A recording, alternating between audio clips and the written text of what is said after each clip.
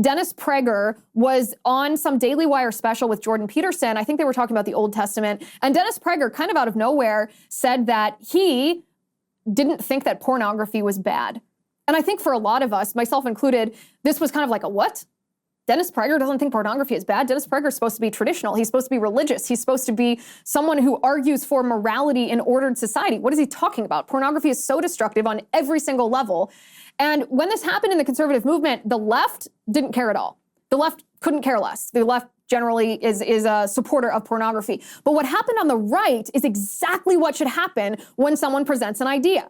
And what happened is Matt Fradd, who hosts Pints with Aquinas, made a response video to Dennis Prager where he said, listen, this is what your idea is. Let me define what your idea is based on what you said. This is why it's wrong. And he made a very respectful video debunking Dennis Prager's view on pornography. You can go watch it. I highly recommend it. I watched both of them. And then Ben Shapiro jumped in. Ben Shapiro actually interviewed Matt Fradd to discuss Matt Fradd's video debunking Dennis Prager's argument. I think Matt Fradd actually had Dennis Prager on the show. It was a whole bunch of different iterations of people discussing this idea that Dennis Prager had presented, this idea that a lot of people in his own party thought was a repugnant idea or a misguided, ill-advised, destructive, dangerous idea.